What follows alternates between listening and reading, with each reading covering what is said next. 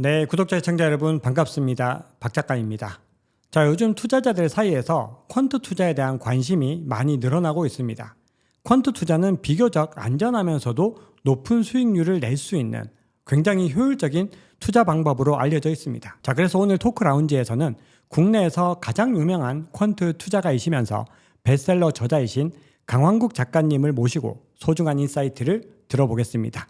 자, 그리고 오늘은요, 비트코인과 이더리움 같은 암호화폐에서도 이 퀀트 투자를 할 수 있는 방법이 있다고 하시니까 여러분 영상 끝까지 봐주세요. 네, 작가님 안녕하세요. 반갑습니다. 안녕하십니까. 네, 작가님 저희 모임에서 뵙고 한 1년이 벌써 지났더라고요. 네, 그러니까요. 네. 시간이 너무 잘 가는 것 같습니다. 거기 모이셨던 분들이 다들 굉장히 또 다양한 영역으로 활동을 하고 계시는데 다 잘 나가시는 것 같아요. 그리고 네, 맞아요. 그런 것 같습니다. 네. 저도 더 분발하고 해야 될 것 같습니다.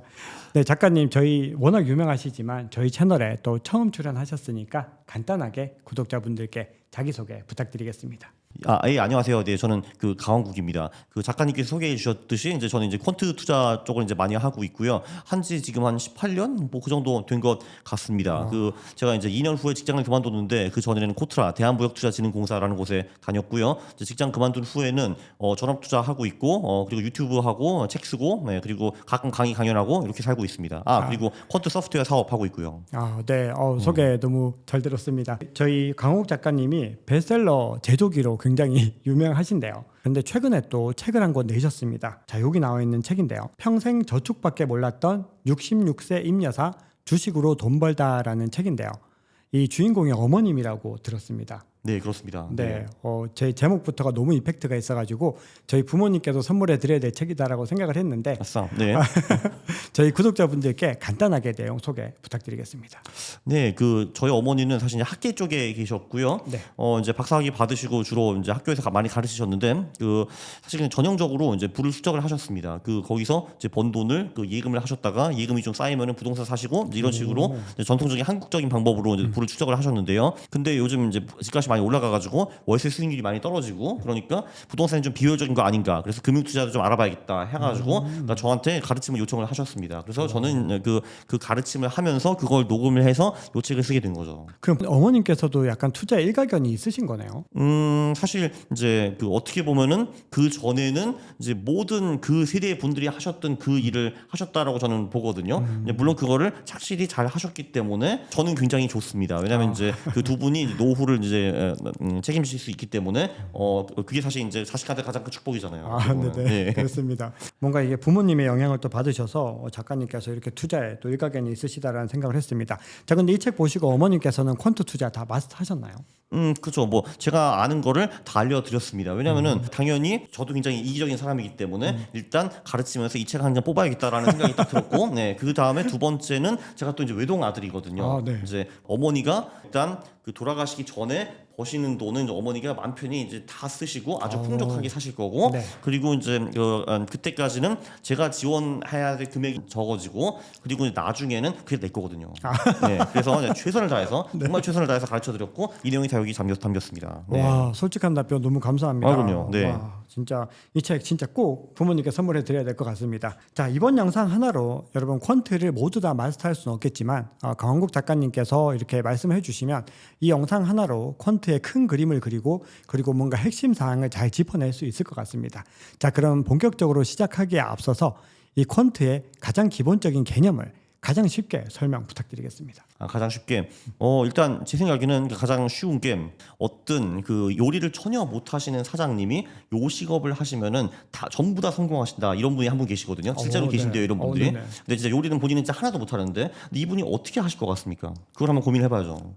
그거는 이제 더 잘 나가는 식당에서 레시피를 가지고 와서 그걸 그대로 따라하는 걸까요? 그렇죠. 근데 사실 레시피를 주지는 않죠, 그쪽에서. 그렇기 그렇죠. 때문에 실내 호텔 이런 데서 굉장히 유명하신 주방장을 고용을 하셔가지고 모셔서. 그 먹방 투어를 다니는 겁니다. 그러면 그분은 딱 드시면은 프로이기 때문에 이 레시피가 이겁니다. 딱 나오거든요, 그게. 그럼 그거를 받아가지고 그 마취가 좀 멀리 떨어진 곳에 가서 인테리어를 잘 차리고 요리 이 맛있는 레시피로 요리를 하면은 무조건 성공한다. 이제 그런 공식이 있더라고요. 네. 사실 그래서 이제 결론적으로 보면은 요식업에서 가장 중요한 게 사실 어떻게 보면 맛있는 레시피라고 볼 수가 있는데 네. 그게 사실 요리에만 적용되는 게 아니라 투자에도 그대로 적용이 됩니다. 한마디로 그 레시피들을 그대로 타자해서 투자를 하면은 그 장기적으로 돈이 굉장히 잘 벌리고 리스크도 상당히 낮출 수 있는 그런 그 레시피들이 굉장히 많이 존재를 하거든요. 네네. 그래서 이제 그런 레시피들 연구를 하고 그리고 연구가 나와가지고 결론이 나오면 이 레시피 좋다 하면은 그 레시피대로 그대로 투자하는 것이 펀드 투자라고 보실 수가 있습니다.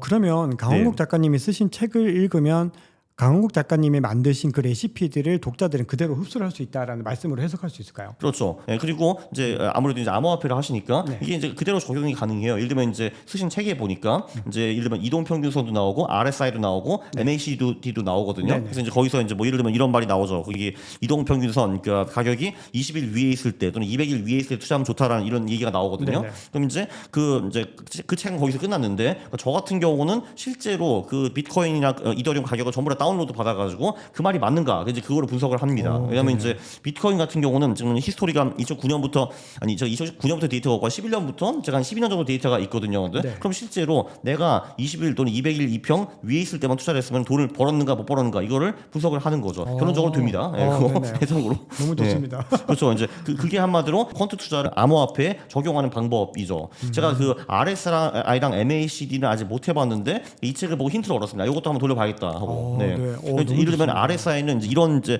재밌는 게 있죠. 그러니까 RSI라는 게 모르시는 분들이 아마 모르실 수 있을 것 같은데 그게 이제 상대 강도. 그러니까 한마디로 얘가 최근에 많이 올랐으면은 RSI가 100 근처로 가고 그리고 얘네가 이제 최근에 빌빌 걸었으면 0 근처로 가게 되거든요. 네, 그래서 그게 전략이 두 개가 있어요. 한마디로 30 이하로 떨어지면 이게 과매도다 해가지고 그때 매수를 하고 70 위로 올라가면 과매수다 해가지고 팔아버리는 그런 전략이 하나 있고 두 번째는 반대 전략이 있습니다. 네네. 70이 넘어가면은 지금 추세가 굉장히 강하다고 봐가지고 그때 매수를 하고 30 이하로 떨어지면은 추세가 꺾였다 해가지고 그때 파는 방법이 완전히 상반된 두 개 방법이 있거든요. 네. 근데 그러면은 사실 코인에서는 이 두 개 중에서 어떤 방법이 통할까 이거를 실제로 데이터를 넣어가지고 분석을 할 수밖에 없습니다. 근데 제 이론은 코인은 추세가 강하기 때문에 오히려 RSI가 높을 때 사고 낮을 때 파는 것이 좋을 거라는 게 지금 제 이론인데 그거를 직접 이제 네네. 엑셀로 돌려보는 것이 퀀트 투자가 하는 일입니다. 결국은 그걸 돌렸을 때 그 네. 결과가 나오는 거에 따라서 결론을 내리는 거고 그렇죠. 우리가 그냥 추측을 가지고 내리는 거 아니다라는 말씀이신 거죠. 그렇죠. 왜냐하면 지금 전략이 두 개가 있잖아요. 높을 때 사고 내릴 때 판다가 그렇죠. 있고 또는 반대로 이제 낮을 때 사고 높을 때 판다 방법이 있거든요. 그럼 두 개 중에서 뭐가 맞는가? 그건 12년 데이터를 돌려보면 금방 나옵니다, 사실. 네.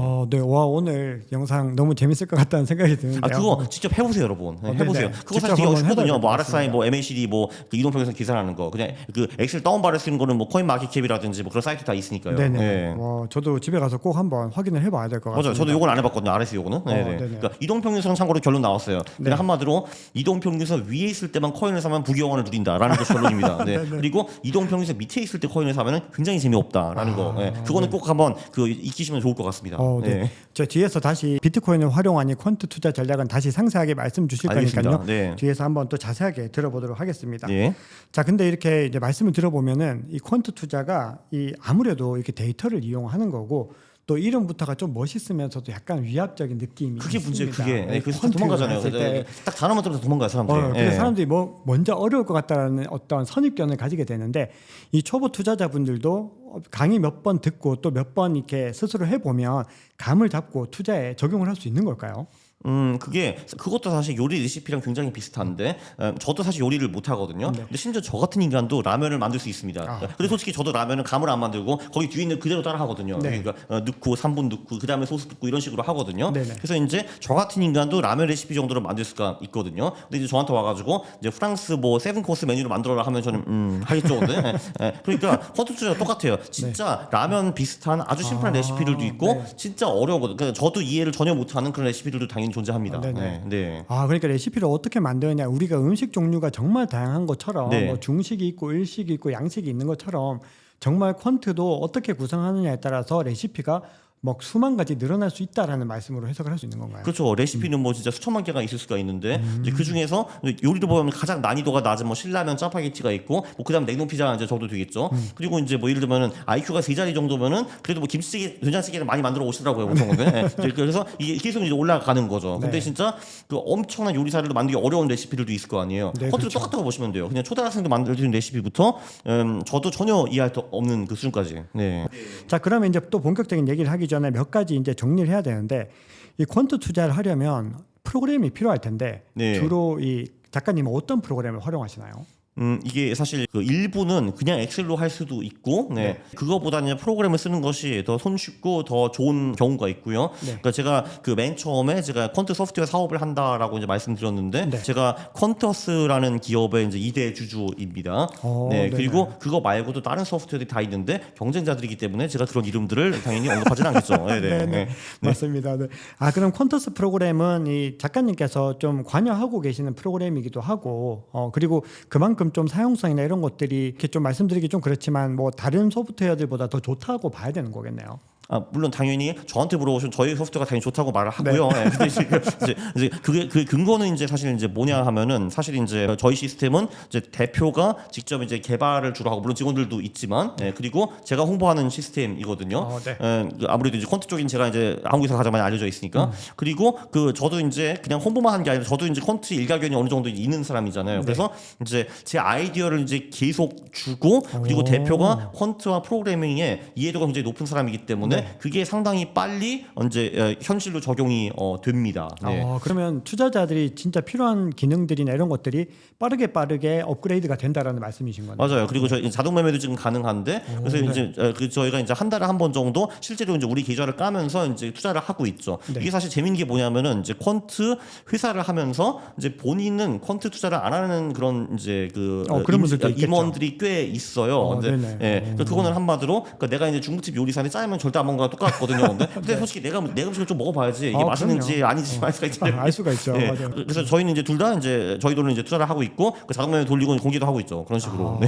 저도 퀀터스 프로그램 한번 이따가 또 보여주실 텐데 한번 자세하게 살펴보겠습니다. 네, 물론 다른 소프트웨어들도 다 장점이 있고 좋은 거 많이 있는데, 근데 그거는 이제 제가 디테일하게까지 완전히 잘 모르니까 뭐 제가 뭐가 좋고 나쁘지까지는 이제 말씀드릴 수가 없습니다. 좋다 나쁘다 평가하기보다는 네. 어쨌든 퀀터스 프로그램이 굉장히 좋다라는 쪽에 이제 방점을 두고. 당연하죠. 왜냐하면 사실 내 돈을 몇 억을 들어가가지고 직접 이제 그 소프트웨어를 통해서 내가 투자를 하고 있는데, 그러니까 저도 당연히 믿고 있죠. 이게 지금 제대로 됐다는 거를.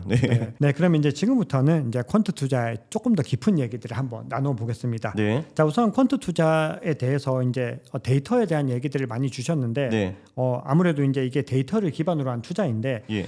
여러 가지 데이터를 제가 이제 퀀트 투자를 이해한 바를 좀 말씀을 드리면 이 여러 가지 데이터들을 입력을 해서 그 조건에 맞는 기업들을 소팅해 주는 개념 뭐 이렇게 보면은 틀릴까요? 그렇죠. 이제 퀀트 투자를 여러 개로 이제 나눌 수가 있어요. 그러니까 그 하나의 대표적인 건 자산 배분. 그러니까 자산 배분 같은 경우는 뭐 주식, 채권, 금 이렇게 또는 뭐 비트코인 해가지고 각각 몇 %씩 투자를 한다. 이런 것도 하나의 퀀트 투자가 될 수 있어요. 그것도 하나의 레시피잖아요, 사실. 네네, 그렇죠. 근데 조금 전에 말씀하신 거는 그러면은 우리가 주식에 투자하는 방법이 사실 가장 심플한 방법은 그 주가 지수 ETF에 투자하는 방법이 있어요. 그렇죠. 코스피 200이라든지 뭐 맞습니다. 스파이라든지 QQQ라든지 살 수가 있잖아요. 근데 그거를 사면은 이제 우리 기대 수익률은 한 8에서 10% 정도 될 거고 연봉리로 가장 많이 깨질 때는 한 50에서 70% 정도의 손실을 기대할 수 있습니다. 네.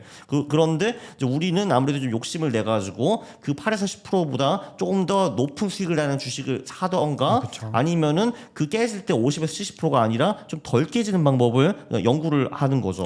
그렇죠. 그래서 이제 개별주 같은 경우에는 실제로 그 연봉리 8에서 10%보다 더 높은 수익을 낼 수 있는 주식들이 존재합니다. 그렇죠. 아마도 좀 더 맛있는 레시피들이 있다는 거죠. 네네. 네. 알겠습니다. 자, 그러면 이제 퀀트 투자할 때 여러 데이터들이 활용을 할 텐데 주로 어떤 데이터를 분석해서 투자를 하시는지 우리 구독자분들께 조금 큰 범위로 한번 먼저 알려주시겠어요? 그러니까 개별주 설명을 드리면 그게 아마 관심이 가장 많으실 것 네네, 같거든요. 그럴 것 한마디로 같습니다. 그러니까 오케이 뭐 주가지 사가지고 연봉이 80%벌 수 있는 거는 좋겠다 하는데 거의 모든 사람이 더 벌고 싶잖아요, 사실은. 그럼요. 그리고 거의 모든 사람이 다 실패합니다. 그 제가 알기로는 이제 프로 투자자, 그러니까 펀드 매니저들 중에서 한 10년 단위로 그 주가 지수보다 더 높은 수익을 내는 사람은 5% 미만이라고 보시면 되고요. 네. 그리고 아마추어에는 그 비중이 훨씬 더 낮다라고 보시면 될 것 그렇죠. 같습니다. 네. 그래서 사실 이게 사실 어떻게 보면은 그 가장 라면 같은 투자 방법이죠. 그냥 주가 지수 ETF를 사고 죽을 때까지 버텨라라는 것도 하나의 방법이거든요. 네. 이게 근데 가장 심플한 방법이긴 한데 별로 좋은 방법은 아닙니다. 그냥 중간 중간에 50% 70% 얻어맞거든요. 그렇죠. 중간중간에. 네. 조정, 그러면은 큰 조정이 그거보다 있을 수 있죠. 어떻게 그럼 좀 더 높은 수익을 낼 수 있는 주식을 살 수 있는가? 일단 첫 번째는 소형주가 대형주보다 수익이 월등하게 높다라는 것이 하나 네. 있고요. 그렇죠. 그거는 한국만이 그런 게 아니라 미국도 그렇고 모든 나라가 다 똑같습니다. 네. 그게 이제 가장 큰 블럭이고요. 네네. 그리고 이제 두 번째는 재무제표 데이터들이 있습니다. 그 재무제표를 보면은 우리가 뭐 소위 저평가됐다, 고평가됐다 이런 말을 많이 하잖아요. 네, 네. 근데 사실 야 저평가된 게 뭔데라고 물어보면은 그거에 대해서 사실 딱히 답변을 줄 수 있는 사람이 그렇게 많지는 않습니다. 그렇죠. 네. 왜냐면은 저평가라는 게 있으면은 그러면은 노멀 평가라는 게 있어야 되는데 그럼 그게 뭐니 하면 아무도 모르거든요. 그렇죠. 사실 쿼트 투자자도 그거에 대해서 명확하게 답변을 드릴 수는 없지만 그러나 우리가 생각하기로는 그래도 대부분 뭐 퍼나 PBR나 PSR나 이런 지표들이 낮은 기업들이 전반적으로 저평가되어 있다라고 저는 생각을 합니다. 네네, 그렇게 일반적으로 알고 있죠. 다들. 그렇죠. 네. 그렇죠. 네네. 근데 물론 그게 다 맞는 건 아니에요. 왜냐면 어떤 기업들은 퍼가 낮은 대신 그런 이유가 있을 수가 있거든요. 아마도 그렇죠. 지금은 이제 얘가 좀 싸 보이지만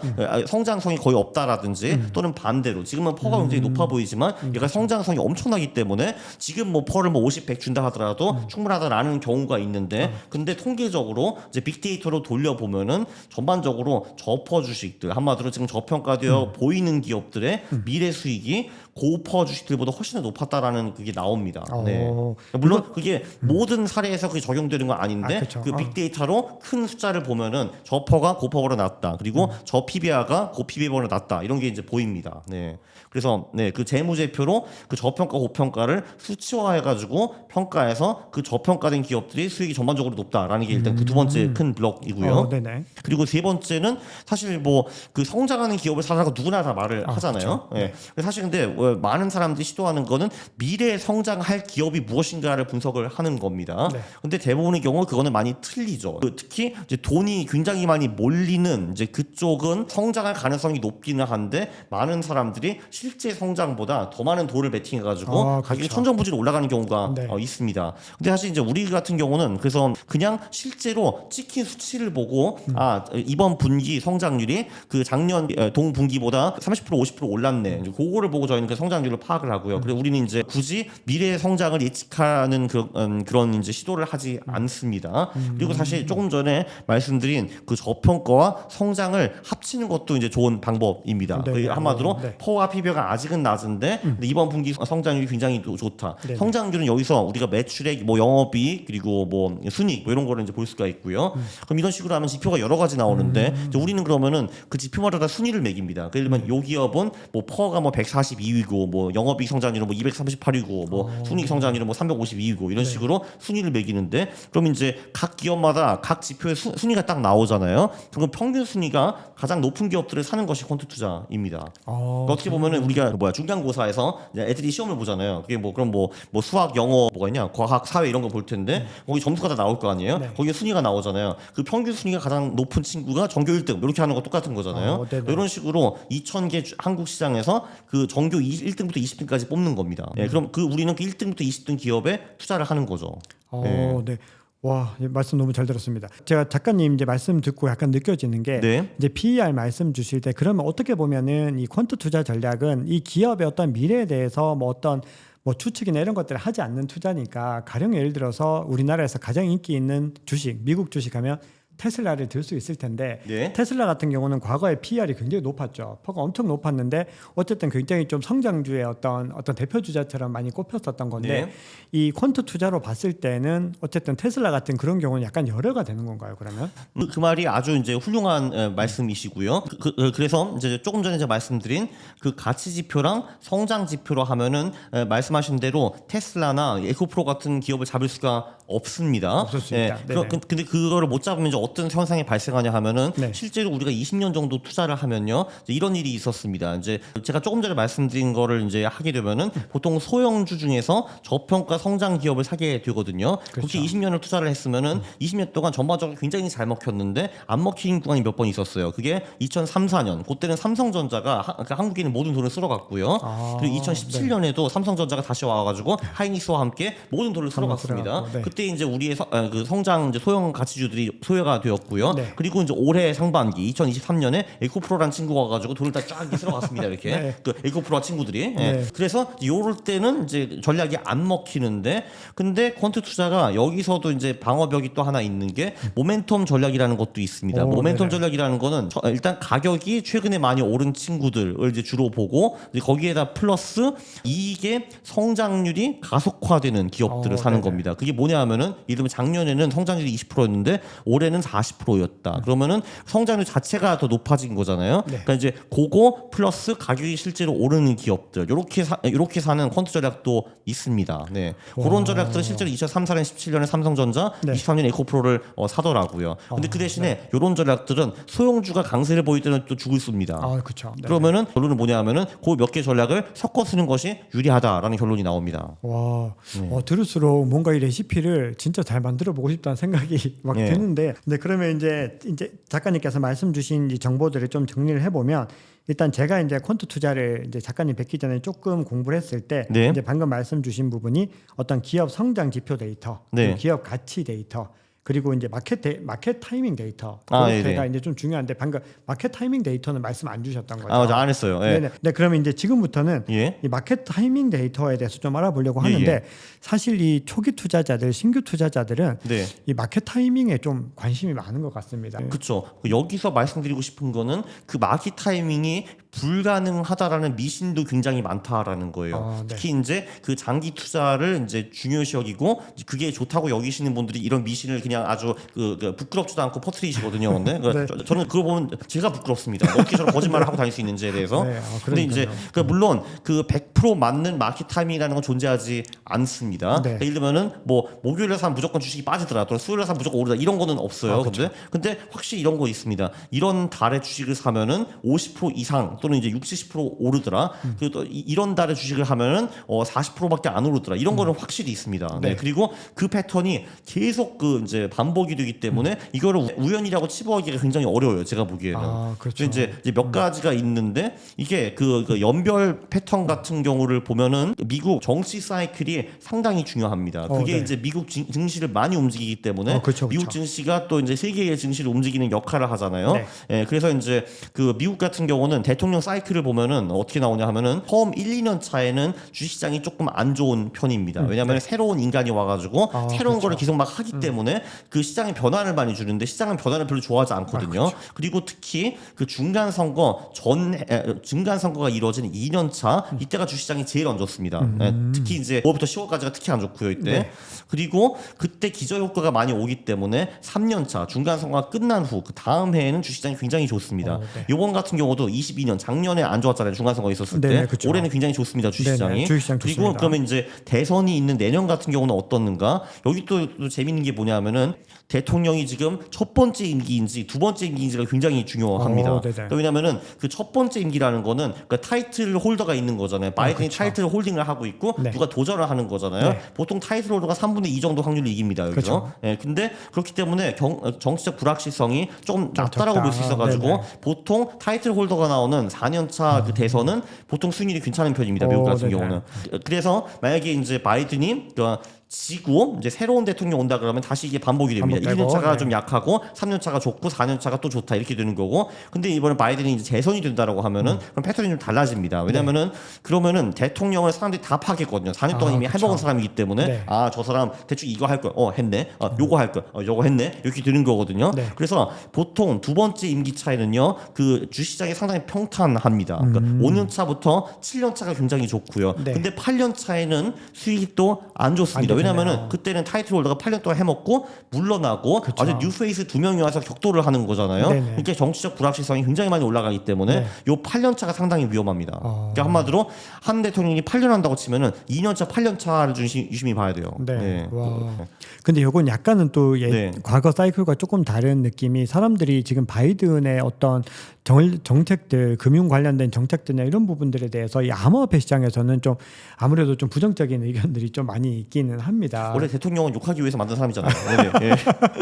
그래서 막 이렇게 암호화폐 커뮤니티를 보면은 막 공화당이 당선됐으면 하는 이런 이야기들이 막 많이 있거든요, 실질적으로. 근데 이제 만약에 그렇게 됐을 때 어쨌든 어떤 변경이 일어나게 되면은 1, 2년 동안은 그런 좋지 못한 움직임들이 올 가능성이 높다라는 말씀이신 거네요. 어쨌든 정권이 바뀌게 되면은. 근데 요번에 또 사상 초유의 사태가 하나 있는데 지금 이제 트럼프 아저씨가 나와가지고 바이든이랑 붙잖아요. 근데 그러면 오히려 그거는 굉장히 좋은 거죠. 왜냐하면 사실 트럼프라는 사람이 이제 처음에는 이 사람을 파악을 못했잖아요, 사람들. 근데 지금은 다 알잖아요, 이 사람이 이제 어떤 패턴을 이제 그 정치를 할 것인지에 대해서. 그래서 그 오히려 그 만약에 진짜 트럼프가 나온다고 하면은 저는 28년까지 걱정은 별로 안 할 것 같습니다. 왜냐면은 어차피 아는 사람들이니까요. 있어요. 네. 어쨌든 트럼프 같은 경우는 바이든 어떤 민주당 행정부보다는 조금 더 어떤 그런 자본시장이나 자산시장에 더 많은 그런 어떤 우호적인 메시지를 많이 취해왔다는 걸 알고 있기 때문에 그게 별로 중요하다고 생각하진 않고 네. 그냥 시장이 이 사람이 어떻게 대통령을 할 것인가에 대해서 이미 다 안다는 게 중요할 것 같아요. 네네. 왜냐면은 이제 사실 이 얘기가 어디서 나왔냐면은 이제 켄 피셔라는 분이 책을 썼는데 거기서 이제 이 내용이 처음 나왔거든요. 네네. 그분은 거기서 되게 냉소적으로 말을 했습니다. 이게 폴리틱이라는 영어 단어가 폴리가 많다는 뜻이고 네. 틱이 우리의 피를 빨아먹는 거머리라는 뜻이거든요. 네. 라고 이제 말을 하더라고요. 근데 네네. 그 중에서 가장 큰 거머리는 미국 대통령인데 근데 이 대통령은 천성적으로 사기꾼이다. 한마디로 그러니까 이제 네. 본인의 공약과 실제로 하는 거는 다를 수밖에 네. 없다라는 뭐 거죠. 그런 측면에서는. 그래서 특히 1, 2년 차에 이제 본인의 공약과 본인이 하는 것이 굉장히 많이 다를 거기 때문에 시장에서 혼란이 많이 온다라고 하는 건데 네네. 근데 예를 들면 트럼프 같은 경우는 제가 보기에는 이 사람이 1, 2년 차에 뭘 할지 시장이 다 안다고 봐야 되거든요. 제가 그렇죠. 보기에는. 네네. 네. 그러니까 이제 오히려 나쁘지 않은 것 같아요. 네네. 어떤 의미인지 알 것 같습니다. 바이든도 좋고 트럼프도 좋고 그렇게 상관없는 것 어쨌든 같아요. 둘 중에 어떤 분이 당선되더라도 어쨌든 우리가 알고 있다라는 그 측면이 정말 중요하다. 그렇죠. 네. 근데 이제 이르면 바이든이 공화당에 있는 다른 아저씨랑 붙었어요. 근데 그렇죠. 그건 또 A라는 문제가. 아저씨랑 붙었다고 치는데 그 A가 이겼어요. 그러면은 이제 1, 2년 차에 불확실성이 커지니까 26년에 이제 위기가 올 가능성이 크죠. 네네. 네. 알겠습니다. 네. 네, 그러면 이제 이걸 조금 약간 거시적으로 좀 한 4년, 8년을 두고 봤을 때는 이제 마켓 타이밍 데이터가 이제 그렇게 나오는데 제가 이제 작가님 책에서 봤을 때 굉장히 좀 매년마다 좀 지켜볼 타이밍으로는 네. 이 50지옥 11사 천국 네, 맞아요. 이런 마켓 타이밍이 있는데 요거는 어떤 의미인가 좀 설명 좀 부탁드리겠습니다. 거의 모든 이 세상 전체 이제 주식시장에서 11월부터 다음해 4월까지의 수익률이 압도적으로 높고 5월부터 10월까지 수익률은 굉장히 저렴하고 가난합니다. 네. 그래서 저 같은 경우는 무조건 11월, 4월에 주식 비중을 많이 높이고 5월, 10월에는 낮추고요. 거기서 조금 더 세부적으로 들어보면은 5월, 10월 중에서 코스피 같은 경우 그리고 미국 시장 같은 경우는 7월이 좀 괜찮은 편이고요. 네. 그 6개월 중에서 네. 그리고 이제 11월, 4월 중에서는 2월이 좀 약한 편입니다. 네. 그거 말고는 11월, 4월이 굉장히 강하고 5월, 10월은 약하다라고 볼 수 있고요. 코스닥에서 특히 굉장히 뚜렷이 드러납니다. 코스닥은 11월, 4월이 정말 굉장히 강하고 5월, 10월은 굉장히 약합니다. 네. 아주 약해요. 네. 와 이게 네. 암호화폐 시장도 8월, 9월이 되게 좀 장이 안 좋다라는 게 설이 있고 실제로 데이터로도 그게 나오고 있는데 이번에도 이 8월 달에 굉장히 좋지 않게 또 장이 월간 마감이 됐거든요. 맞아요. 이제 미국 같은 경우도 이제 5월, 10월이 이제 별로 안 좋은데 나스닥은 그래도 5월, 10월이 전반적으로 그래도 좀 괜찮은 편인데 네. 9월이 나스닥이 평균적으로 유일하게 마이너스 수익이 나는 달이에요. 9월이 보통 제일 안 좋아요. 네네. 네. 코인이 한 코로나 전까지만 해도 다른 자산들과 상관성이 확실히 좀 낮았었는데 그 후에 나스닥과 상관성이 좀 많이 올라갔더라고요. 네네. 나스닥이 많이 같이 움직이는 경향이 있어가지고 당연히 나스닥은 8월이 약하니까 얘도 같이 좀 덩달아서 좀 안 좋은 것 같습니다. 네네. 네. 자 그러다가 이제 나스닥이랑 올해 초에 실리콘밸리 뱅크 사태 이후에 이제 디커플링 좀 많이 심해지면서 따로 움직였는데 최근에는 또 다시 나스닥이랑 좀 비슷한 움직임을 또 보이긴 하더라고요. 왜냐하면 이게 아무래도 이건 이제 퀀트적인 해석은 아닐 수 있는데 어떤 거시경제적인 그런 부분들이 네. 또 많이 작용을 하는 것 같다라는 생각들을 해봤습니다. 자 그러면 또 이제 제가 질문을 좀 이어가 보겠습니다. 네. 자 그러면 이 50지옥 시기에는 네. 어떻게 해야 하는가에 대한 질문을 좀 드리려고 하는데 네. 제가 이제 작가님 이렇게 보면은 50지옥 이 구간에서는 진짜 좀 오히려 더 편안해 보이신다라는 생각을 많이 가집니다. 뭔가 이렇게 더 여행도 많이 다니시는 것 같고 제가 그냥 느끼면은 약간 그런 느낌이 드는데 저는 그냥 시즌을 가리지 않고 놀러 다닙니다. 네. 그건 아닌 거고요. 네네. 그래서 아니 11월 4월이 훨씬 좋죠. 돈을 많이 버니까. 그렇죠. 근데 이제 훨씬 좋죠. 50지옥 이제 말씀을 하실 네. 때 저는 이제 궁금한 게 만약에 이게 50지옥 구간에서는 작가님이 어떻게 이제 대처를 하시는지 그러니까 이 자산들을 뭐 매도를 하고 매도를 하셔서 현금으로 보유하시는지 아니면 자산 리밸런싱을 좀 작가님만의 다른 방법이 있는지 이런 거를 좀 알려주시면 좋을 것 같습니다. 이렇게 단순하게 생각하면은 11월 4월은 주식이 몰빵, 5월 10월은 현금 보유라고 단순하게 생각을 할 수가 있잖아요. 네. 근데 그렇게 하지는 않습니다. 이제 왜 그러냐면은 11월 4월이 좋기는 좋은데 11월 4월에 평균적으로 수익이나 확률은 70% 정도 되고요. 네네. 5월 10월에도 한 50% 정도는 됩니다. 아, 그러니까 5월 50% 는 10월에도 높네요. 1년에 한 번은 수익 나요. 예. 네네. 그렇기 때문에 제가 5월 10월에 주식 비중 완전히 0으로 줄이지는 않고 근데 좀 많이 줄입니다. 그러니까 지금 그러니까 이러면 제가 이제 그러니까 자산 배분을 하고 있는데 뭐 예를 들면은 11월 4월에는 주식 비중 50%로 가져갔다가 네. 지금 5월 10월은 20% 줄이고 이런 식으로 하고 20%, 있고요. 네. 나머지는 채권, 금 뭐 이런 걸로 배분을 완전 하고 있고요. 안전자산으로, 네네. 네, 그리고 이제 5월, 10월에 이제 할 수 있는 전략들이 이제 뭐가 있냐면은 특히 이제 그 일정 지수가 안 좋은 달들이 몇 개가 있거든요. 거기나 나스닥에 공매도를 하는 방법도 있어요. 그래서 제가 어제 그 네. 새벽 3시에 들어가가지고 PSQ를 샀어요. PSQ는 나스닥을 공매도하는 그 이제 네네. ETF거든요. 네네. 이제 물론 나스닥 오르면 제가 이제 엄청 비웃음을 받겠지만, 예, 어쨌든 그걸로 한두 달 정도 가져가다가 이제 팔 생각이고요. 또는 그 나스닥이 다시 신고점을 뚫으면은 그때는 손절 이렇게 갈 거예요. 그래서 이제 제가 지금 맥시멈 한 3-4% 정도 더 잃을 수가 있어요. 3-4% 잃거나 네. 아니면 이제 제가 원하는 대로 나스닥이 좀 떨어져가지고 돈을 벌거나 이제 그 두 가지 방법이 있을 거고요. 그리고 단기 전략들 몇 개 쓸 수가 있는 게 있죠. 그러니까 예를 들면은 5월부터 10월까지도 보통 월 말과 월 초에는 보통 수익이 좀 납니다. 네. 그래서 며칠 동안 투자하고 나가고 이런 것도 하나의 방법이 될 수가 있고요. 그렇죠. 근데 어쨌든 그 전체적으로는 주식 비중을 낮추는 것이 좋죠. 네.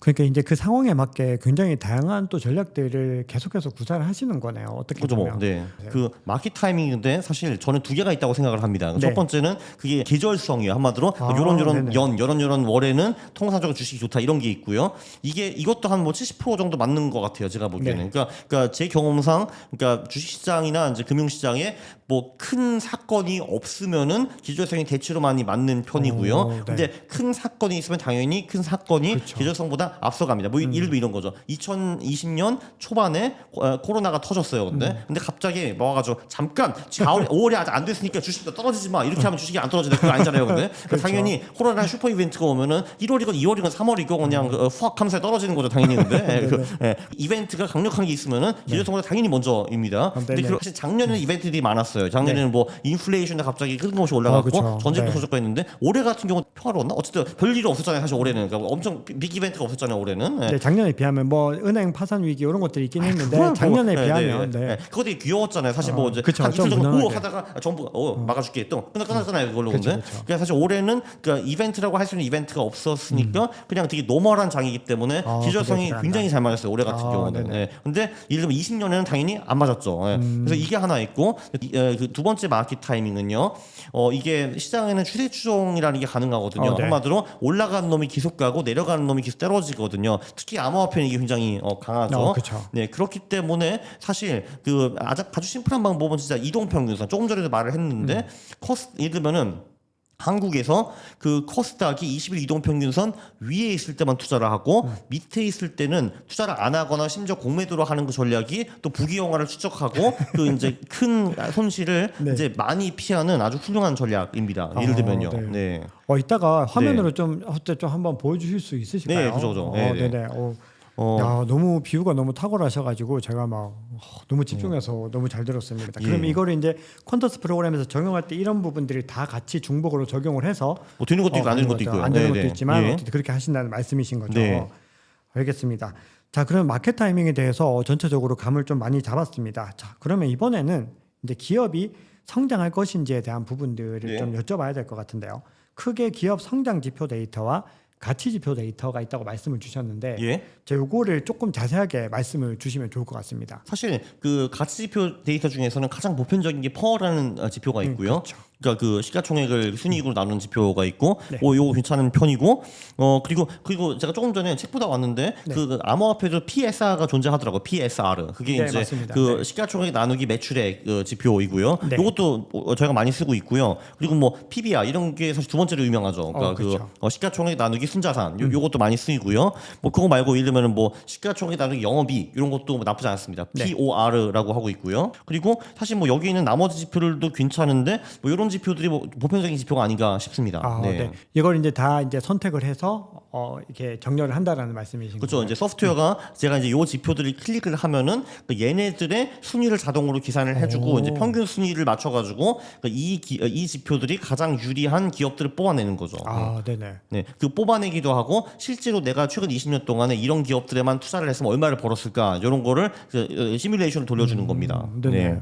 그리고 성장 지표 말씀하셨는데 네. 그 성장 지표는 그 저희가 손익계산서를 보면은 손익계산서 가장 위에 매출액이 있잖아요. 네. 그래서 이제 매출액 성장률이 중요합니다. 뭐 사실 네. 뭐 논리적으로 생각해봐도 사업은 이제 비즈니스를 하는데 매출이 늘어나면 좋은 거잖아요. 그게. 네. 예, 그게 하나 있고 그리고 이제 매출액 바로 밑에는 매출액에서 매출 원가를 빼 매출 총이익이라는 것이 있는데 네. 그 매출 총이익이 성장률도 굉장히 중요한 지표이고요. 네. 거기서 이제 판관비랑 뭐 이런저런 이제 비용을 빼면 영업이익이라는 것이 나오고 영업이익 많이 들어보셨을 거예요. 그래서 영업이익 성장률도 중요하고 여기서 뭐 이런저런 자비익, 잡손실, 뭐 이자, 세금 이런 거 딱 빼면은 주주들이 다 갖고 갈 수 있는 순이익이라는 지표가 나오는데 이것도 성장하는 것이 굉장히 좋습니다. 네. 이런 지표들이 있고 그리고 이제 실제로 얼마나 성장하느냐도 중요한데 그 성장률이 늘어났느냐 줄어드느냐 이런 것도 중요합니다. 네. 그러니까 예를 들면 이제 그 올해는 뭐 30% 성장했는데 작년에는 10%밖에 성장 안 했다. 그럼 좋은 거잖아요. 성장이 그렇죠. 늘어나는 거니까. 근데 반대로 작년은 30% 성장했는데 올해는 10% 성장했다 하면은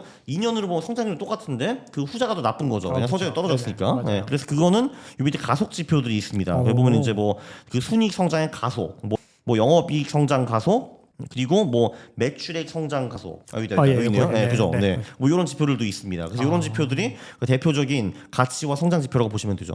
네. 그럼 이런 것들이 이제 다 레시피에 들어가는 어떤 소스라고 보면 되는 건가요? 그렇죠. 뭐 예를 들면은 조금 전에 그럼 제가 12개 지표를 클릭을 했는데 네. 그럼 이제 우리가 알고 싶으면은 뭐 이럴 수가 있는 거죠. 그 12개 지표들의 순위를 다 계산하고 평균 순위가 제일 높은 높은 거. 20개 네. 기업에 우리가 투자를 20년 동안 했다. 그럼 모은 결과가 나왔는가? 이런 걸 우리가 볼 수 있는 거죠.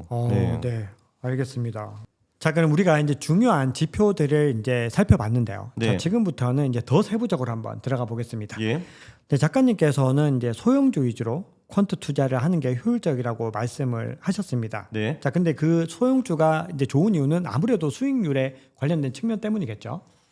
그렇죠. 이제 그 대형주랑 비교해 가지고 정말 비교도 높을 정도, 비교도 안 될 정도의 수익률이 나오기 때문에 그러니까 저는 이제 대형주를 이제 많이 안 건드리죠. 네. 네네. 자, 근데 그렇게 됐을 때 이제 네. 소형주는 아무래도 이 대형주에 비해서 뭐 리스크가 크다라는 사람들의 인식이 있는데, 네. 요거는 뭐 문제되는 부분들은 없을까요? 그 인식이 틀리지는 않다고 저는 생각을 해요. 네. 근데 이제 그렇기 때문에 처음에 저희가 소형주를 사기 전에 몇 개 필터를 넣는 것이 좋죠. 그러니까 가장 중요한 필터는 관리 종목. 한마디로 네. 이게 관리 종목이라는 거는 거래소에서 저 주식 좀 안 이상하니까 된다. 좀 안 사는 게 좋을 것 같은데요라고 경고를 주는 거거든요. 네. 그럼 굳이 그 주식을 살 필요 없다고 생각을 합니다. 네. 이제 그거 이제 지워버리고 그리고 두 번째 제일 중요한 거는 적자 기업. 한마디로 왜냐면은 이 기업의 본부는 이제 흑자를 내는 것에 있는 거잖아요. 물론 요즘 그렇죠. 많은 스타트업이 그걸 착각하기도 합니다. 이제 그 많은 스타트업들 비즈니스 모델은 내가 150원에 사가지고 100원에 팔고 적자를 내는 거는 VC가 메워줘야지 이런 식으로 생각을 많이 하시는데 그 비즈니스 모델이 안 통한다는 게 작년부터 이제 입증이 되었고요. 그러니까 정상적인 기업은 돈을 법니다. 그래서 이제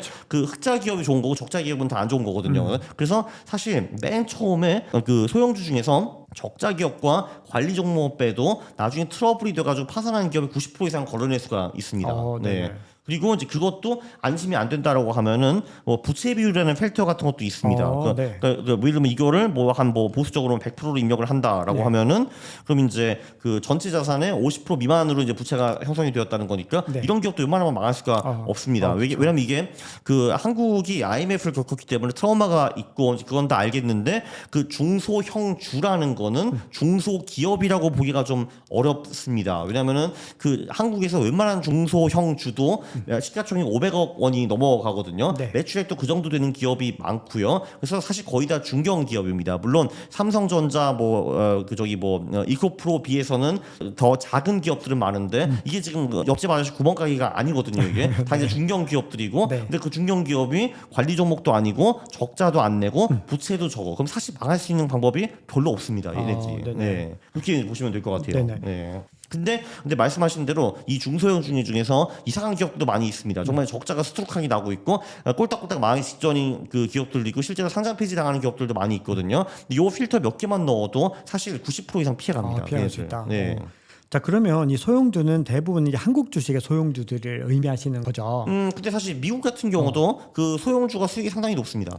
그럼 이제 네. 미국 주식을 투자할 수 있는 방법도 있는 건가요? 퀀터스로? 네, 그렇죠. 지금 여기 한국, 미국이 되고 있고요. 계속 네. 딴 나라들을 추가해서 넣을 겁니다. 네. 계속해서 업그레이드를 하신다는 네, 말씀이시죠. 그리고 지금 이제 아마 한국 서비스로는 그냥 한국, 미국으로 제한할 것 같은데 네. 글로벌 서비스로 넘어가면은 뭐 EU라든지 일본이라든지 한마디로 고객들이 올만한 곳에 이제 국가의 데이터를 추가를 할 겁니다. 이미 데이터는 저희가 다 사놨어요 이미. 그래서 네. 이제 그거를 이제 이 엔진도 있기 때문에 데이터를 붙여가지고 이제 딴 나라 거를 집어넣으면 되는 거죠. 네. 자, 그럼 이제 이렇게 됐을 때 전체적인 자산 배분은 이제 어떻게 하시는지 궁금합니다. 지금 아까 전에 이제 굉장히 장이 좋지 않은 그 50지옥 구간에서는 주식의 비중을 많이 낮춘다고 말씀을 하셨는데, 네. 자, 그렇게 되면 뭐 우리가 일반적으로 주식, 채권, 원자재, 금 뭐 여러 가지 자산이 있을 텐데 네. 이 자산 배분을 평소에 어떻게 하시는지 궁금합니다. 그 지금 제가 여기서 자동 매매를 하는 전략이 요 전략이거든요. 네. 한국형 올레더 올레더, 네네. 주식 비중 퀀트 이렇게 되어 있는데 네. 하긴 뭐 어차피 이거 오늘 밤에 제가 이제 이 채널에서 공개를 하니까 지금 여기에 2억 8천 정도가 들어가 있거든요.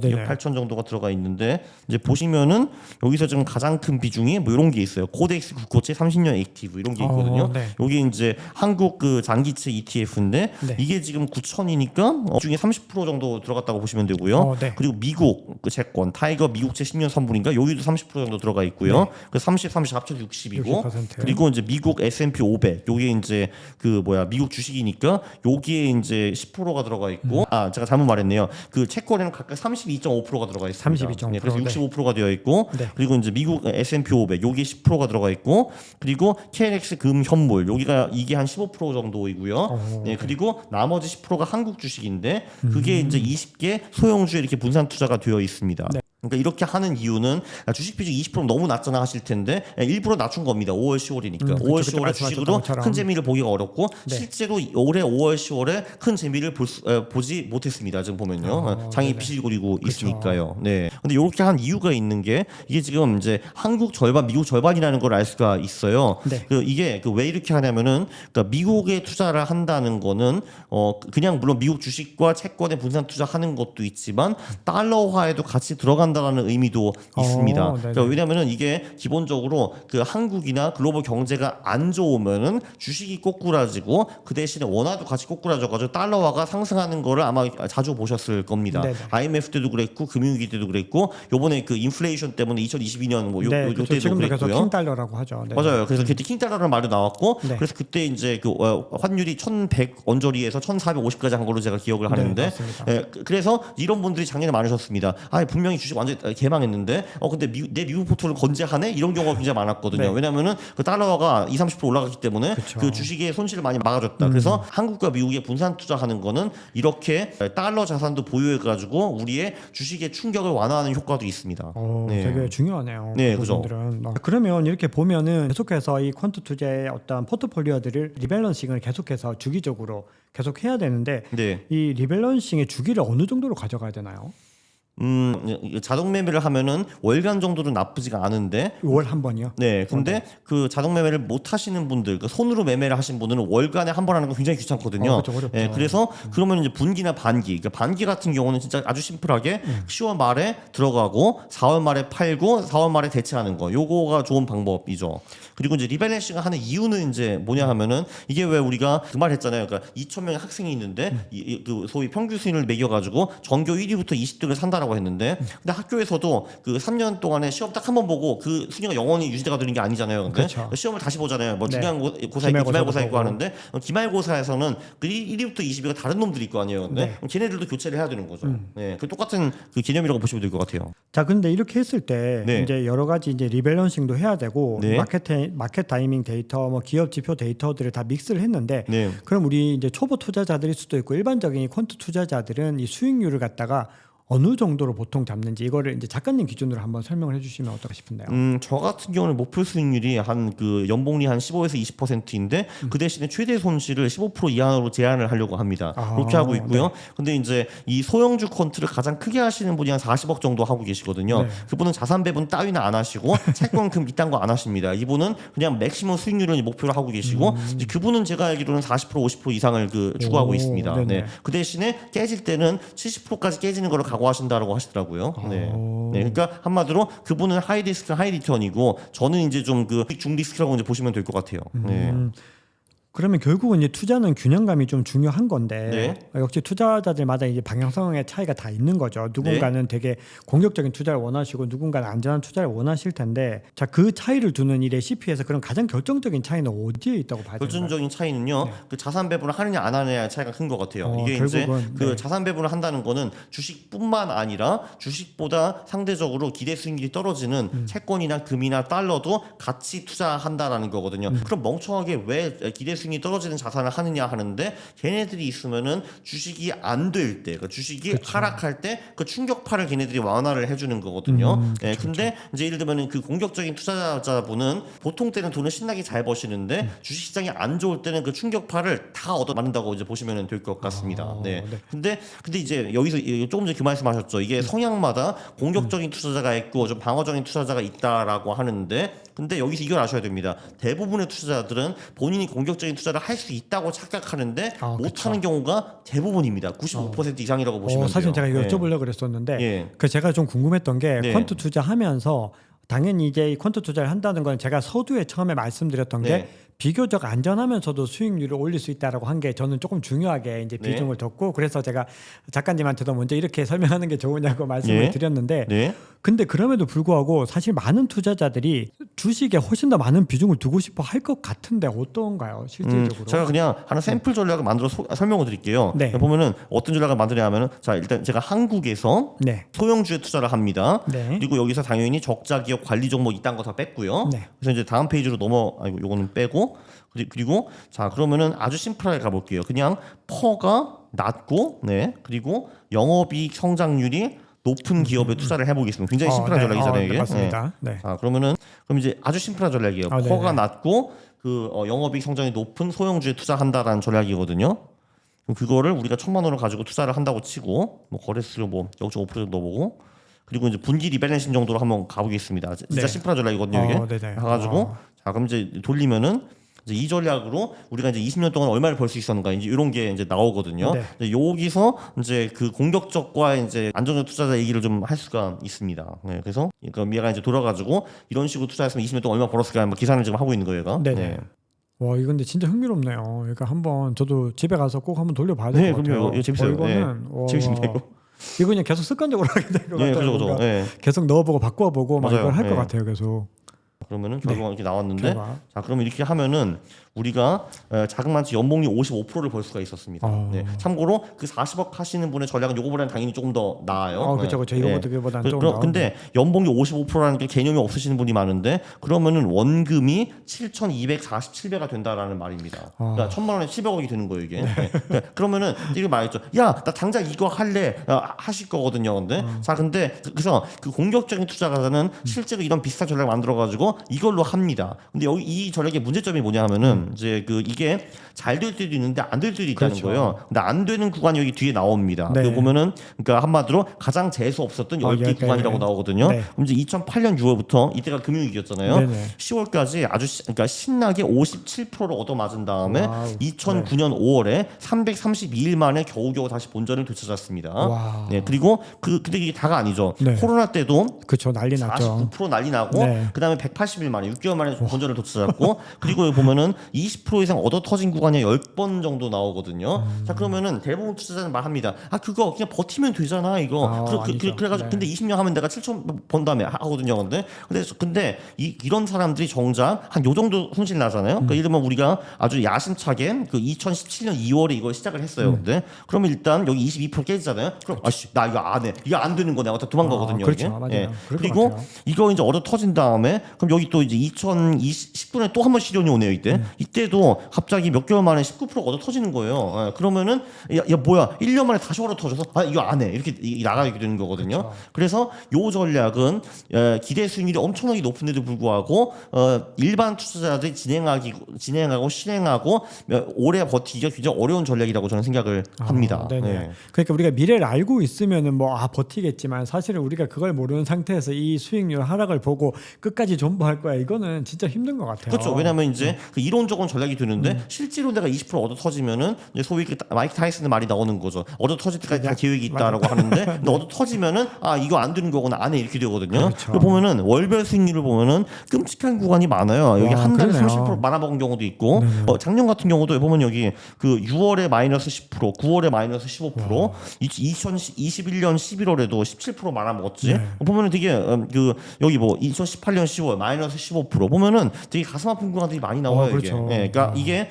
장기적으로는 이렇게 올라가는 전략인데 단기적으로는 재미없는 구간이 상당히 많이 나온다. 여기 보면 2008년은 여기 보면은 이제 한 7월부터 11월까지 정말 처참하게 얼어 터지거든요. 여기 보면 여기 진짜. 마이너스 2, 마이너스 13, 마이너스 8, 마이너스 31, 마이너스 0.2까지 여기까지. 예. 네. 저 정도면 진짜 좌절감이 장난 아닌 것 그렇죠. 같아요. 5개월, 결국은. 6개월 동안에 반토막 난다고 생각을 해봐요. 네. 근데 이제 그 안타깝게 사람들은 이 그냥 연봉이 수익만 보고 와 이거 하자라고 들어가는 거고 제가 조금 전에 보여드린 이런 월별 수익이라든지 뭐 그 10대 뭐 최악의 수익 이런 거 안 보고 하거든요. 그리고 얻어 터지면 저를 욕해요. 그러니까 왜 이런 걸 왜안 돼? 투자해야 이중신 되냐. 함사예요. 그죠. 네네. 예. 야 임마 돌려봤잖아 여기 나오잖아. 그 1년에 한번 20% 얻어 터지는 게 그게 노멀이라는 거. 그러니까 사람들이 원래 수익률이 잘 나오면 본인이 좀 잘한 거고 그죠, 예. 수익률이 안 나오면은 잘못 알려준 거다. 약간 이런 것들이 그런 네. 심리가 있는 것 같아요. 어쩔 수 없어요. 그리고 여기 제가 말씀드린 2003년 이때 지수보다 수익률이 안 좋았고 17년 이게 삼성전자고 23년 이코프로 요 세 장. 정확하게 딱 나오는 그러니까 거군요. 요 세 개의 장이 이제 그 이 소형주 퀀트가 그러니까 다 쓸어가 버린 그때가. 분리했고 이제 나머지 17년은 이제 보면 예를 들면 뭐 굉장히 다른 데는 좋았다. 압도하는 해도 많이 있죠. 여기 우리 주가 지수를 압도하는 해가 17번이고 그 3번이 잘 안 되는데 보통 또 이 3번의 사람들이 많이 그만두죠. 그렇죠. 보통 왜냐면은 그렇죠. 이때가 포모가 가장 강해요. 왜냐면은 주가 지수가 막 30% 여기 보면 막 2017년에 올라가는데, 20% 맞아요. 올랐는데 나는 마이너스 11% 나서 얼마나 짜증나 있어요, 이거 사실은. 그렇죠. 예, 맞아요. 상대적 그죠? 박탈감이 훨씬 더 굉장히 당연하죠. 힘든 예. 것 같아요. 그리고 근데 이 사람이 예를 들면은 2011년에 시작을 했다. 그래서 6년 동안 신나게 벌었어요. 그러면 2017년 참을 수 있을 거예요. 그러면 뭐 그럴 수 있지 뭐 하는 건데. 그렇죠. 근데 내가 공교롭게 2017년에 시작한 사람이에요. 그럼 당연히 이제 그렇죠. 이제 이거 쓰레기다 하고 나가니까. 나랑은 안 맞는 것 같아. 그죠. 나랑은 안 맞는 거야. 맞아. 그죠. 너무 이렇게 데이터로 보니까 확실히 이게 너무 명확하게 딱 보이니까 그죠, 이게 네. 어떤 상황인지가 너무 진짜 선명해지는 것 같습니다. 그렇죠. 왜냐면은 그 내가 타임머신을 타고 가가지고 이때 들어가서 어떻게 생각을 했을까 그게 한번 돌려보면 그게 나오거든요. 그렇죠, 그게. 맞아요. 네. 근데 현실에서는 또 그렇지 않다라는 것이 실제 그죠. 겪으면은 상황은 다르다. 아까 그죠, 타이슨 네. 비유가 진짜 너무 좋았던 것 그렇습니다. 같습니다. 이제 얼어 터지기 전에 다 교육이 있습니다. 네. 그러니까 이게 투자자들마다 다 상황이 다르기 때문에 맞아요. 이게 예. 일괄적이 그렇게 적용할 수가 없는 것 같아요. 그래서 모두 다 제가 작가님 말씀하신 것 중에 굉장히 좀 와닿았던 것 중에 하나가 100명이 있으면 100명마다 다 투자 방법이 다르고 다 스타일이 다르다라고 그죠. 하는 네네. 게 그게 정말 맞는 것 같아요. 그러니까 이호 40억 하시는 요분 같은 경우는 그 왜 19년에 투자를 그 퀀트를 시작하셨을까? 왜냐하면 그분은 한 2012년 10년부터 딴 거였지만 계속 이걸 하고 있었거든요. 주식 투자라는 네. 거를. 예. 근데 이제 안타깝게도 이제 대부분 투자자들의 문제는 뭐냐면은 상승장이 막 쭉 올 때 이제 그때 공부를 시작을 하고 보통 대부분 그러면 그렇죠. 이제 퀀트라는 거 공부하는데 시간이 또 몇 개월은 걸릴 거 아니에요. 근데 네네. 그때 시작하면은 그때 상승장이 끝날 가능성이 매우 높은 거죠. 근데 네. 이분은 원래 일상적으로 투자를 하셨기 때문에 그러니까. 좀 좋은 타이밍에 퀀트를 시작하실 수가 있었던 거죠. 네. 그러니까 이게 투자를 좀 굉장히 긴 호흡으로 봐야 된다라는 것도 어떻게 보면 비슷한 얘기로 그 투자의 정석은 되게 간단해요. 그 상승장에는 투자를 진짜 해가지고 왕창 먹고 하락장에 그 돈을 다 뺀 다음에 공부를 하는 것이 맞는 거거든요. 그게. 네네. 근데 대부분 사람들은 반대로 하죠. 상승장에 네네. 공부를 하고 하락장 끝날 무렵에 투자를 시작해가지고 하락장 얼어 터지고 에이 다시 안 해 한 다음에 상승장이 다시 굉장히 올라간 후에 다시 공부를 시작하고 이게 무한 반복. 계속 네. 반복된다. 네. 이게 그렇습니다. 악순환이. 네, 그렇습니다. 네. 네, 알겠습니다. 와, 너무 좋은 말씀 감사합니다. 네. 자, 그럼 이제 지금부터는 아마 구독자분들께서 많이 관심 가지실 만한 이야기인데요. 그죠. 암호표 이게 암호표 암호화폐 처리잖아요. 얘기. 비트코인과 이더리움을 비롯한 이 가상 자산으로도 퀀트 투자할 수 있을까? 저도 네. 되게 궁금해서 예, 제가 예. 작가님한테 좀 여쭤보고 싶었어요. 사실 먼저. 네. 근데 이렇게 저희 채널 출연해 주셔서 이렇게 다행히 이렇게 구독자분들께도 이 내용들을 소개시켜 드릴 수 있게 됐는데요. 자, 그러면 기본적으로 암호화폐를 이용한 퀀트 투자 큰 그림, 자, 어떻게 하는 것이 좋은지 전체적인 어떤 결과를 좀 얘기해 줄 수 있을까요?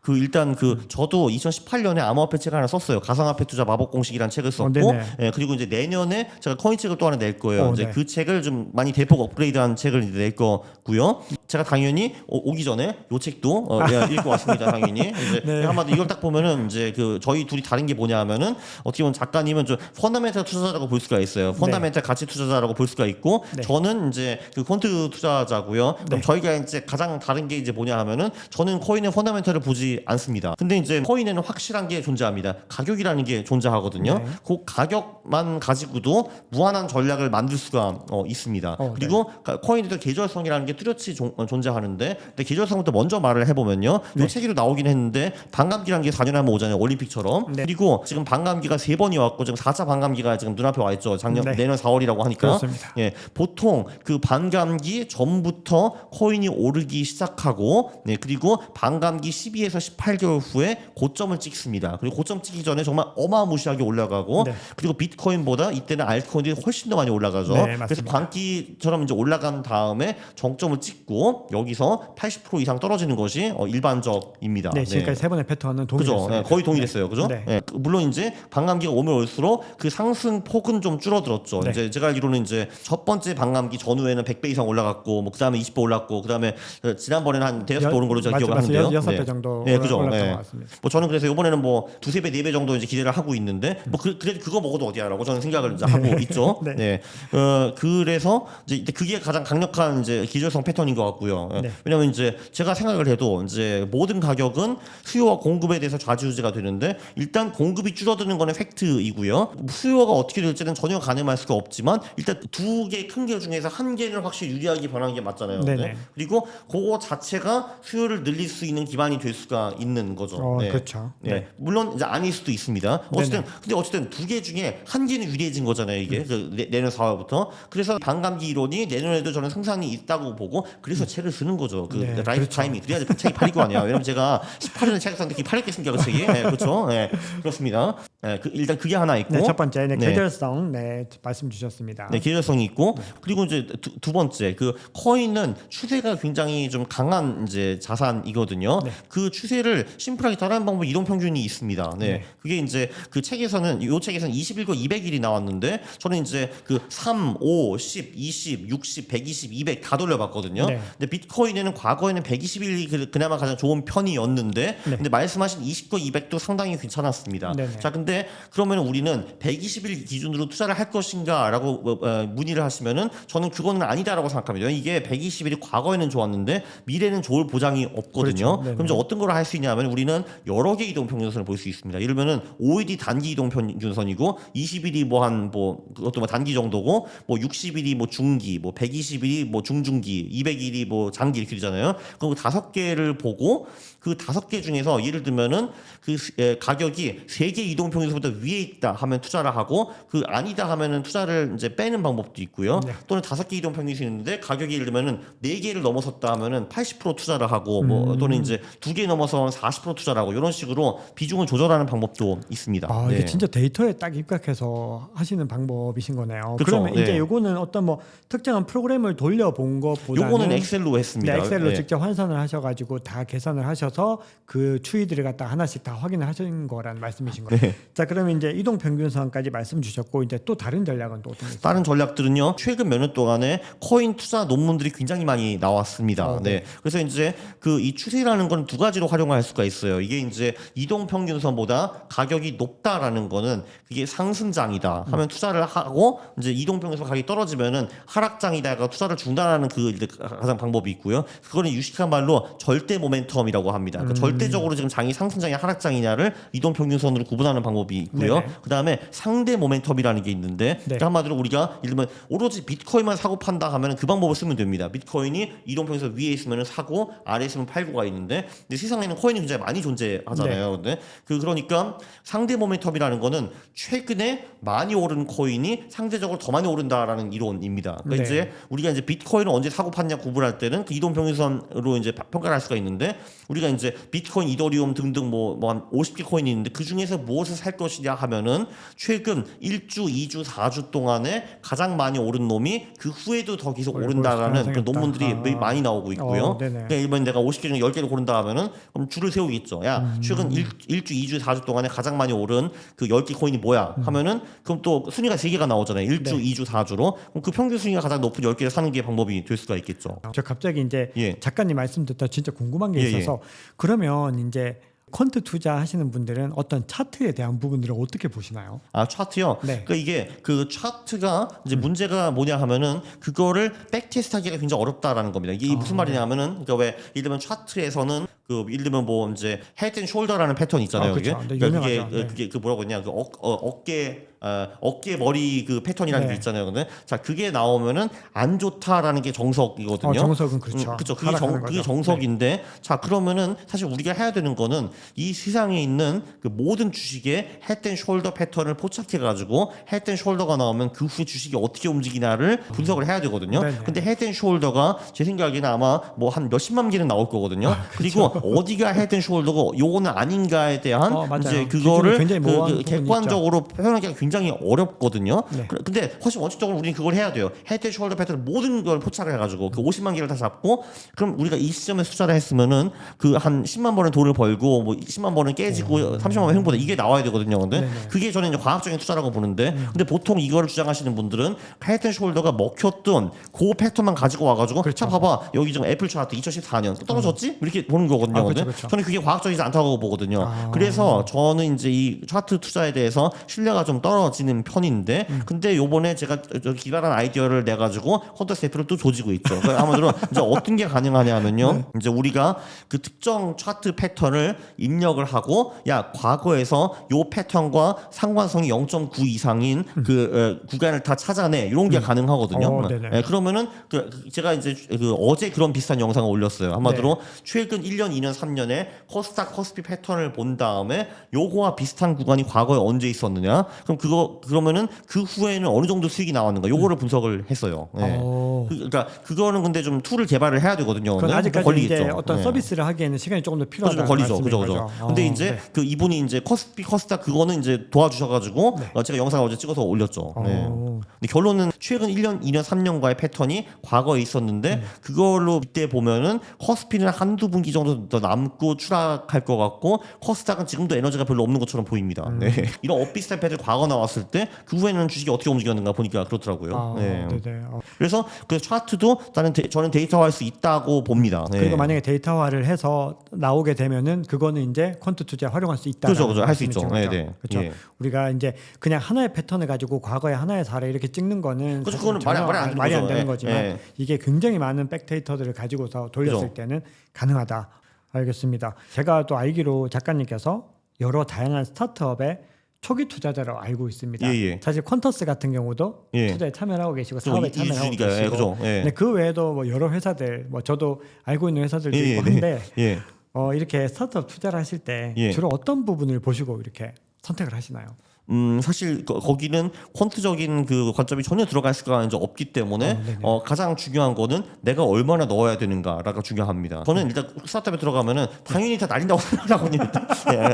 예. 저는 이제 당연히 날린다고 생각을 하고 들어가는 거고 네. 그렇기 때문에 1% 미만이 된다. 그게 일단 제일 중요하고요. 그 두 번째는 이제 그래도 당연히 들어가서 잘 되면 저는 최소한 100배 이상 먹고 나오려고 합니다. 네. 근데 100배를 먹을 수 있다라는 건 제가 얼리 스테이지에 들어갈 수 있어야 된다라는 거거든요. 네. 근데 얼리 스테이지에 들어간다는 거는 그 창업자가 저한테 주식을 그 빨리 이제 팔아야 된다라는 거잖아요. 네, 근데 그렇죠. 그렇게 하려면은 제가 그 기업에 뭔가 그 기여를 꽤 할 수 있어야 되는 그 시츄에이션이 와야 됩니다. 왜냐면 그렇지 않으면 왜 그 사람 미쳤다고 저한테 그 주식을 싸게 팔겠어요, 그렇죠. 사실. 그러니까 네. 그 사람도 그거 가지고 1000배 이상 벌 수가 있는 건데.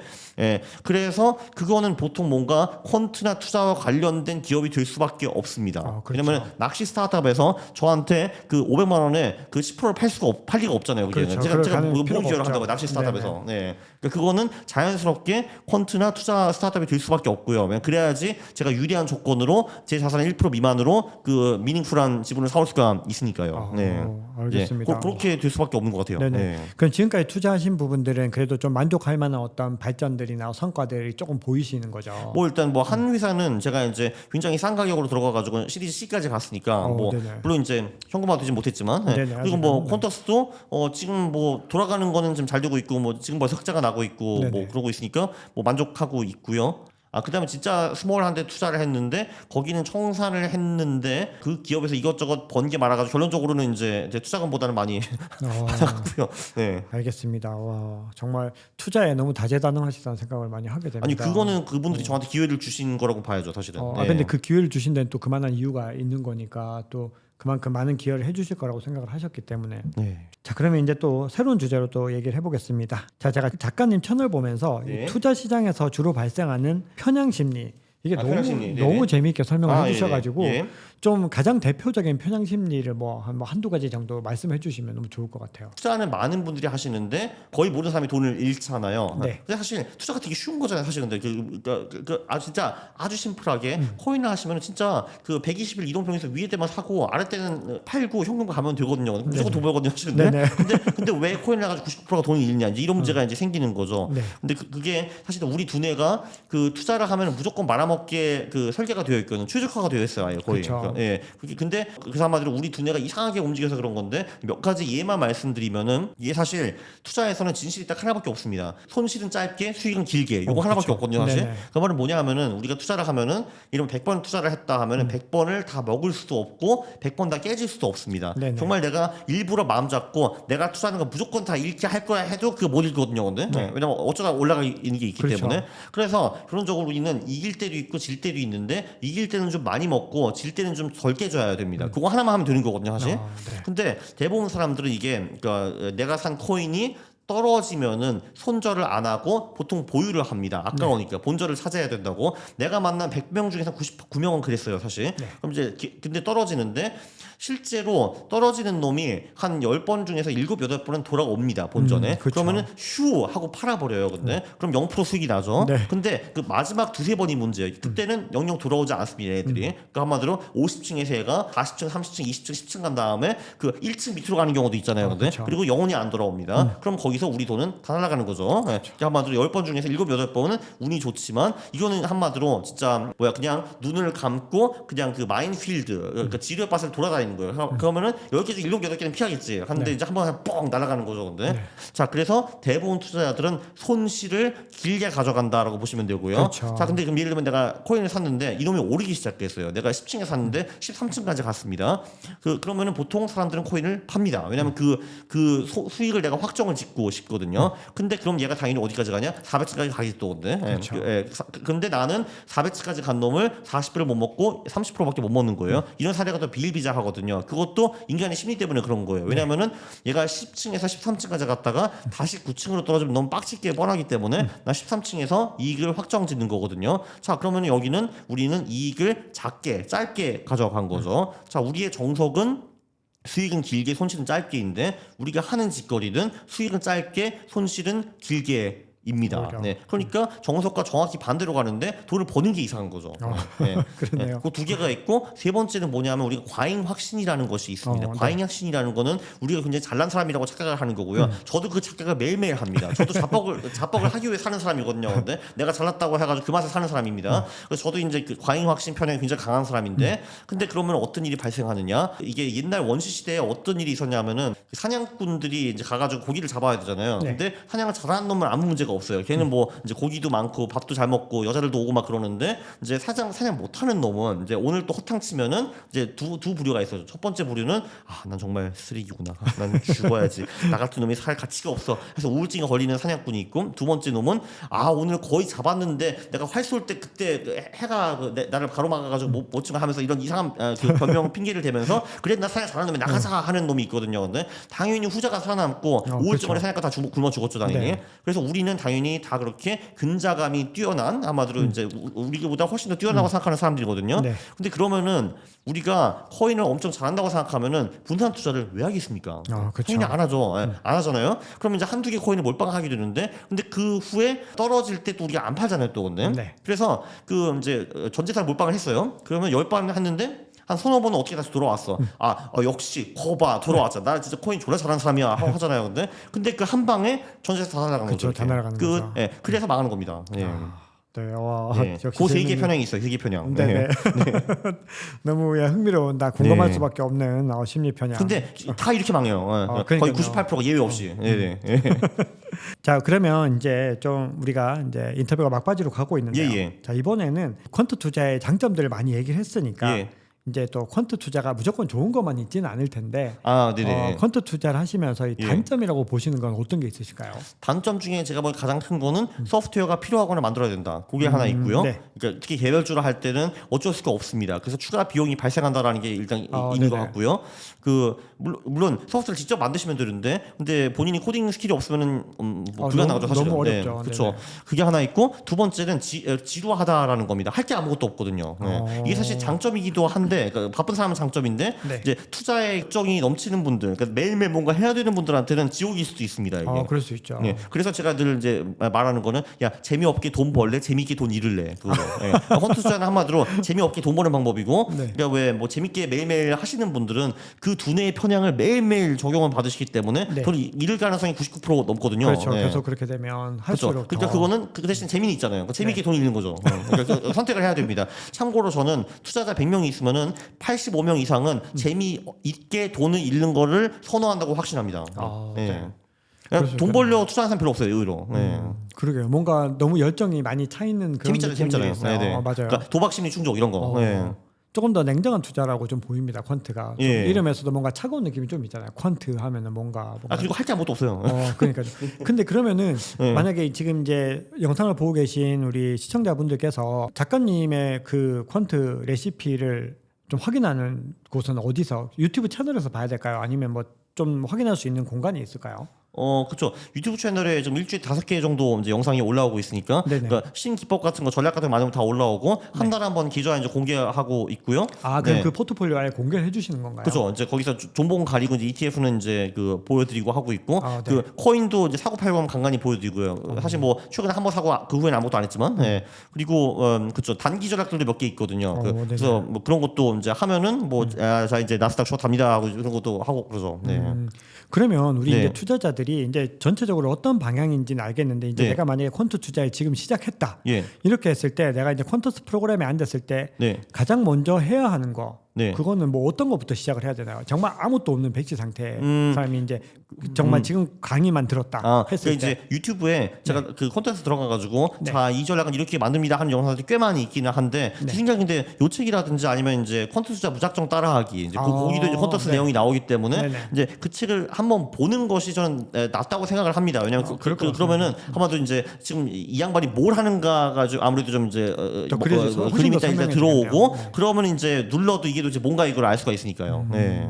자 이제 그렇게 했을 때 또 궁금한 게 네. 퀀터스 프로그램에서 이제 그거를 백테스트를 하고 돌려보고 예. 투자 자체는 그러면은 그냥 거래소를 활용하는 건가요? 아니면 퀀터스 프로그램에서 투자까지 할 수 있는 건가요? 지금 그 자동 매매가 가능하죠. 그 자동 매매는 한국투자증권과 같이 하고 있는데 네. 거기가 뭐 저희가 뭐 엄청 사랑해서 하는 건 아니고 네. 거기가 지금 증권사 중에서 유일하게 멀쩡한 API를 보유하고 있습니다. 네네. 네, 그래서 이제 그 왜냐면은 자동 매매를 하려면 API를 사용해야 되는데 그렇죠. 네. 그 코인은 API가 되게 잘 돼 있잖아요. 네네. 그러니까 원래 처음부터 그걸로 만들었고, 근데 증권사는 그 매우 후지기 때문에 그렇죠. 다스리거든요. 근데 이제 한국투자증권이 의외로 정말 놀랍게도 이제 멀쩡한 API를 만들어 왔습니다. 네. 이게 다 공통적으로 비슷한 수준이 아니라 한국투자증권이 거기만 더 잘하고 그나마- 있고 나머지는 다 네네. 예.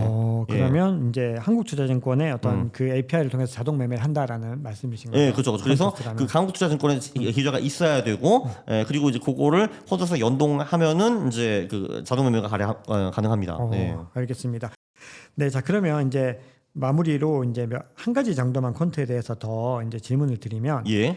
자 퀀트 투자를 할 때 이 투자자들이 지켜야 하는 어떤 원칙, 규칙 같은 것들이 좀 있을 것 같아요. 퀀트요? 네, 퀀트 투자를 할 때 이제 초보 투자자들의 네. 기준으로 해서 가장 이제 유념해야 되는 규칙들 그게 몇 가지만 알려주시면. 제가 보기에는 제일 중요한 게 그냥 그 레시피를 그대로 따르는 것이 중요합니다. 그대로. 네. 그러니까 이것도 사람의 편향이긴 한데 본인이 뭔가 추가하면은 그 이 일이 더 나아진다고 착각하는 편향이 되게 강해요. 그러니까 근데 제가 사실 네. 그 여쭤보려고 그래서 예, 그러니까 예, 왠지 예. 뭔가 계속 제가 작가님의 레시피를 여쭤본 게 예. 그거를 건드렸을 때 네. 얻는 그 피해가 더 클 것 같다는 생각을 좀 했거든요. 맞아요. 사실은. 대부분 그래요. 네, 맞아요.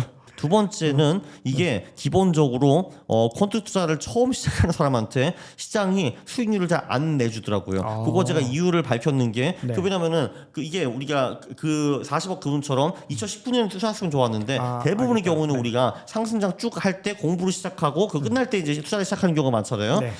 그런데 그 경우에는 이제 전략이 좋은데도 불구하고 그 일시적인 손실이 나가지고 이걸 영영 포기하고 가시는 분들이 많은데 이게 어떻게 보면은 보면은 시장이 투자자한테 주는 인내심 시험인 것 같아요. 이게 그러네요. 이게 보통 제가 어느 정도 데이터를 모아 보니까 한 6개월 정도 계속 비실거리고 15에서 20% 정도 손실이 누적되면은 대부분 사람들이 때려치고 도망가요. 네. 자, 근데 이제 그렇게 했을 때 리밸런싱을 할 때 네. 그 리밸런싱을 하는 그 상황들에 대해서도 계속해서 그러면 따라서 리밸런싱을 해야 되는 건가요? 그렇죠. 그러니까 기기적으로 똑같이 해야 되는 거죠. 그 상황에. 계속해서 그 상황에 네. 맞게 가장 맛있는 레시피로 계속해서 해줘야 된다는 그렇죠. 말씀이네요. 네. 알겠습니다. 와, 오늘 콘트에 대해서 굉장히 좀 뭔가 지적인 어떤 외연이 넓혀지는 그런 느낌을 많이 받았습니다. 진짜 한번 제가 일정 부분의 또 물량들은 콘트 투자를 반드시 해야 되겠다 이런 생각을 맞습니다. 하게 네. 됐는데요. 제가 한번 좀 찾아뵙겠습니다. 알겠습니다. 따로. 네네. 예. 와, 오늘 정말 좀 숨가쁘게 너무 좋은 얘기들을 많이 들었습니다. 네, 너무 오늘 좋은 말씀 많이 해주신 작가님 너무 감사드리고요. 자, 마지막으로 투자와 관련해서 저희 구독자분들께 당부 말씀 한마디 부탁드리겠습니다. 수익은 길게, 손실은 짧게. 마지막까지 이펙트 있는 마무리였습니다. 네. 예. 네, 지금까지 강원국 작가님과 심도 깊은 이야기를 나눠봤습니다. 아마 구독자, 시청자 여러분들께 새로운 시선을 주고 또 큰 도움이 되셨을 거라고 생각을 합니다. 자, 이렇게 긴 시간 동안 유익한 사이트 많이 나눠주신 작가님께 감사 인사드리겠습니다. 감사합니다. 다음에 또 뵙겠습니다. 또 뵙겠습니다. 네.